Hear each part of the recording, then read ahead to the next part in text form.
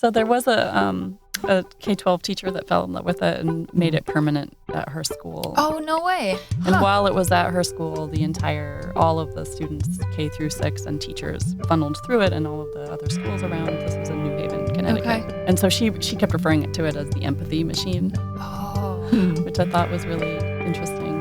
You're listening to Speaking of Language, a podcast recorded at the Language Resource Center at Cornell University. I'm Dan Gable, Technology Manager for the LRC. Each week, we explore a topic related to language pedagogy and second language acquisition. This week, on Speaking of Language, Maureen Morris from the Cornell Library and Melina Draper from the Center for Teaching Innovation speak about the Cornell Portal. They explain the history of the portal and ways it can be used for intercultural encounters that can enhance language and culture learning. The gold-painted shipping container is located just outside of Olin Library on the Art Squad and is on campus through November 2018. Welcome to a new episode of Speaking of Language. I'm Angelica Kramer, the director of the Language Resource Center at Cornell University. Today, I am excited to introduce my colleagues Melina Draper and Maureen Morris. Melina is the Associate Director of Inclusive Teaching in Cornell's Center for Teaching Innovation, and Maureen is a reference and instruction librarian at the library, obviously, because she's a librarian. They have both been a part of the group that brought the Cornell Portal to campus, which is what we are going to talk about today. Welcome to Speaking of Language, Melina and Maureen. Thank you. It's great to be here. So, the Cornell Portal, when I Google this and I look up information on the library's website, it tells me that it is part of a global public art initiative that uses immersive audio-visual technology to connect people with other people in other portals across the U.S. and around the world. What's the history of this portal? What is it exactly? How do people use it? All things portal. So the portal itself was developed by a company, Shared Studios. And I think their goal really was to connect people around the world, particularly in places that wouldn't necessarily get to connect together. A lot of places like refugee camps, places with other displaced migration issues, and really to get these portals in places that would create these connections across cultures and let people meet who wouldn't normally get to meet together in an interesting technological way. That's fascinating. So how did portals in the U.S. then come to be? The company itself started in the U.S. Okay. I don't know enough about the history to be exactly, but it was, I think, D.C. Actually, I'm not sure if it was New York based. Okay. In terms of where they first started. So it really was of getting them in the U.S. and other places and being able to connect then to the Middle East, to Africa, to Asia, and really any place that would like to host a particular portal. About how many portals are there? I think right now there's between 20 and 30. Oh, wow. Okay. Some are like ours, which are look like a gold shipping container and have that physical presence. Some places have converted rooms into portals. Some have just the screen itself. So the portal really is a combination of the space, which sort of as what the company has created is this gold sort of container space as a shared place of connecting, but it's also the programming behind the portals. So they created this network of people to make these connections from these particular locations. Yeah. How did Cornell end up with a portal? I'll do this one because I was there in the beginning. Nice. So a colleague, Gabby Castro-Gesner, and I were at a conference, a huge library conference in Baltimore. And they had one of these gold shipping containers sitting in the middle of the convention center. And Gabby had gone in earlier and spoken to Mexico City, where she was from Mexico, and was glowing and came out and started pulling all of her colleagues in to experience this. And we ended up, when I went in with her, speaking to librarians in Jordan and got to have this really interesting conversation with folks who wouldn't have been able to come to the conference through this portal technology. We were so excited by it that Gabby took it to one of our associate university librarians, Sheen Lee, who was a complete champion of it, brought it to the, I'm going to forget.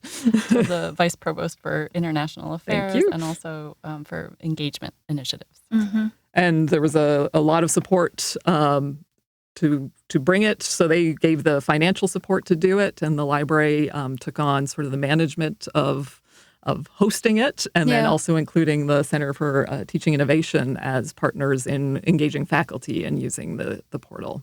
That's wonderful. Can you explain what does it look like on the inside of a portal? Sure. One of the most common questions that we get is, well, what exactly is a portal? Because it brings up all of these images of science fiction and and often people's first question is, well, can you take me to a certain location where they have a fantasy of going or have friends or have people that they know? But as Maureen said, it's a shipping container that's insulated for sound on the inside and painted gold on the outside. I imagined it to be a lot larger than it is, but when you see it on our arts quad, it kind of blends in right there and tucked into the side of the library. And on the inside, it looks like if you've ever been in a theater, a black box theater, it has a little bit of that kind of muffled sound feeling to it, or like in a photography studio or video studio, padded for sound. And when you're connected with another location, you see the full body of the people who are standing there talking to you. And they use Zoom technology for it. Okay. And so there's a little pinhole just above eye level. When I first saw that, I said, "Oh, you have a hole in the system. Let's tape it." And the curator said, "No, that's the camera that's projecting you, the image of you to the other side." So one thing people expect to see is, the landscape of the place that you're connecting to, but you don't see that when you're in the container. So it really takes out all other stimulus, which in a way might be a good thing because it's a little bit overwhelming and exciting to be talking to a stranger at a different location in the world and trying to find some common ground or something to talk about or a way to connect. Yeah. So how is the portal used? Of course, I'm particularly interested in opportunities for language learning, for cross-cultural engagement. Are there some faculty members who utilize the portal for things like that? Yes. In fact, I think that's where its greatest potential lies, and I think that's where we all share a common interest and common excitement.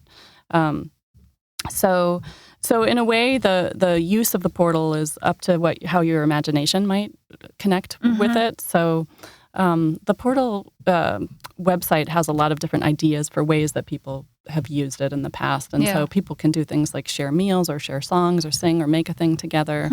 And so I was really curious to see how our faculty would actually use it here. So that's in some ways still emerging because the portal will be here on campus until right up until Thanksgiving or so. Okay.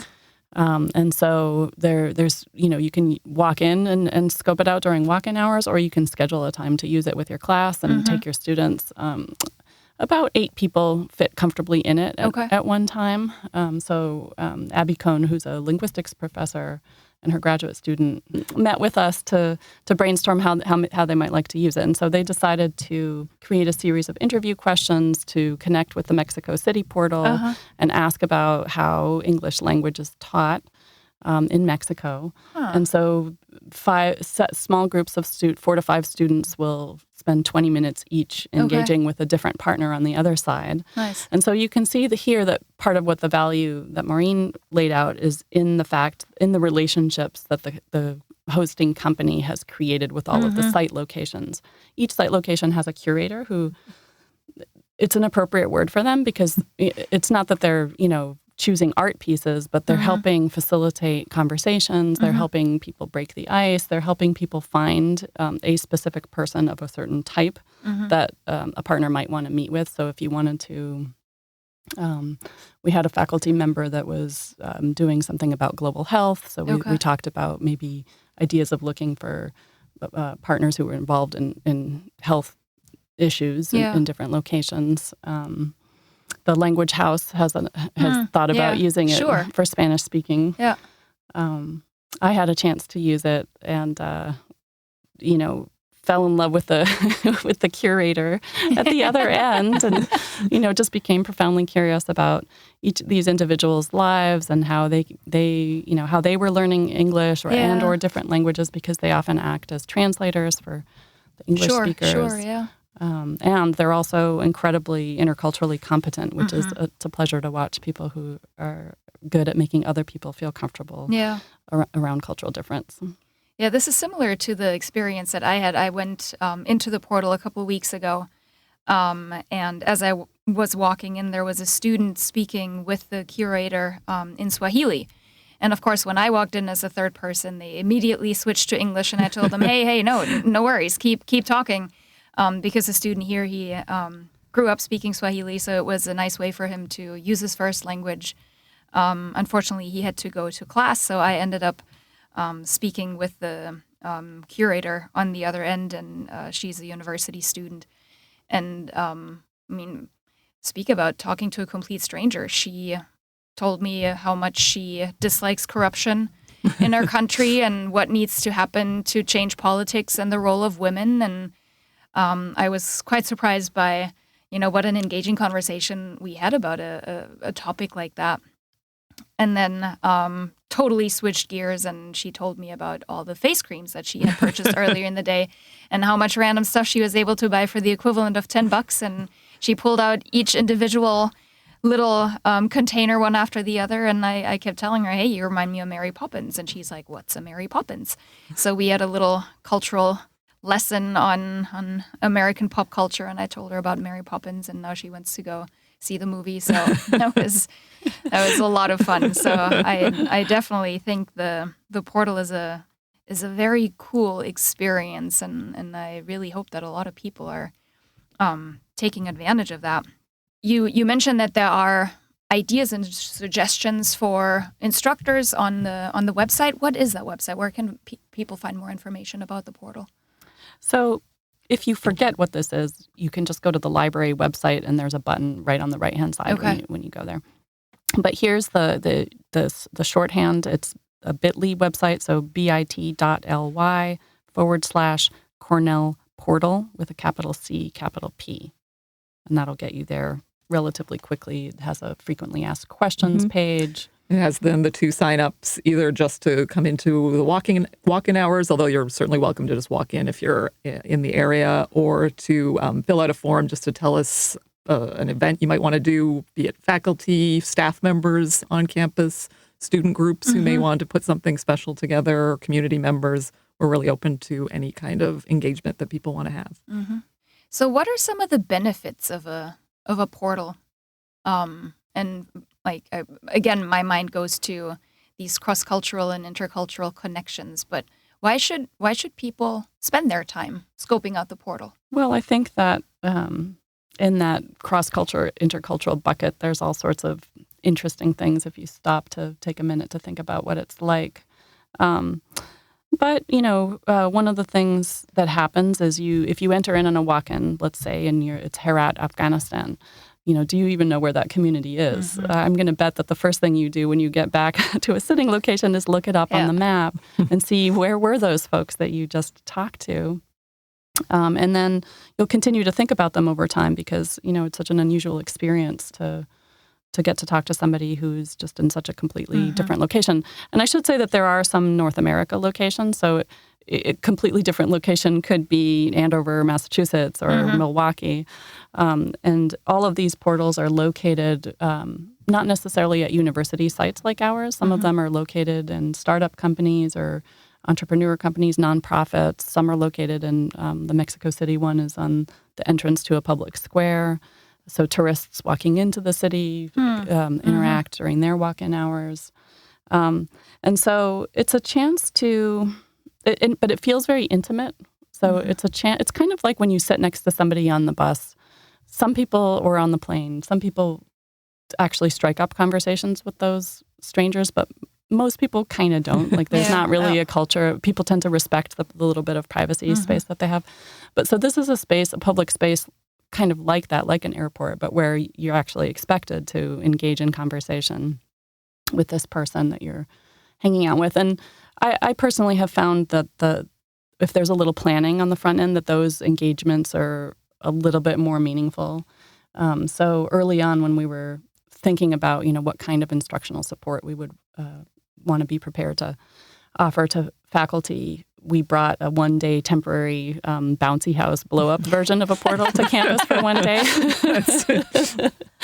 And pilot tested a few things. We had walk-ins, which was interesting to observe, just the range of emotional reactions that people had. People write down their raw reflections as soon as they come out in the gold book, and often are saying things like, wow, I can't believe how emotionally intense that was, or wow, I really felt connected to that person, or I didn't expect to feel anything, but I'm amazed by how deeply I feel about this. So it really is engaging the affective realm. And we also tried pilot testing a few types of, learner-based activities. So we had a theater faculty member ask her students to do an activity with another portal. And so we sort of tested the technology. We did a mirroring activity where the students kind of took turns leading and doing some motion. And so that was really interesting because it was, observing an embodied experience. Yeah. And then they also did an activity where they had to perfect a pitch. So they had 3 minutes to describe their idea, and then they had to bring it down to a minute and then 20 seconds, and they gave each other feedback on it. And so that was really interesting because you could see how quickly the students on both sides were learning through a process of receiving real-time feedback about the thing that they were creating, Fantastic. I love the portal. I want the portal to stay forever. Yes. Another unit would take care of it. Yes. I love it too, but it's a lot. Oh, I bet. I mean, it would get easier as you go along, but poor Gabby and I we're all just clinging logistically, I can't even, how does that work on your end? The company, Shared Studios, hires the curators on our end, which are students. Ours has been more about helping facilitate that engagement with the faculty, but also so we didn't mention the mayor here last week, and it was just so much to go in to make sure that was a good experience with the mayor. Sure. And I'm sure it was. It was fascinating. They were there almost an hour talking to Mexico City, like another sort of political person in Mexico City. And isn't it funny how we can just say, oh, I was just in Rwanda. Yeah. What? That's what I kept saying. I spent the morning in Kigali. Right? It was awesome. That's two guys. That's wonderful. That's how it should be. It feels sci-fi to me, True. Because I'm like, what world are we in now that this can happen? Right? Yeah. And the friendships that are being made across, a lot of them are exchanging information, especially, the university students. Yeah. The curators themselves have made friends for life. Aren't you following this lady on Instagram now after their Mary exactly. Poppins? Yeah. No, she's like, you need to follow me on Instagram. I'm like, okay, what's your handle? And she spells it out and I type it in and now I see pictures of her dinner. So there was a K-12 teacher that fell in love with it and made it permanent at her school. Oh, no way. And while it was at her school, all of the students, K through 6 and teachers funneled through it, and all of the other schools around. This was in New Haven, Connecticut. Okay. And so she kept referring to it as the empathy machine. Oh.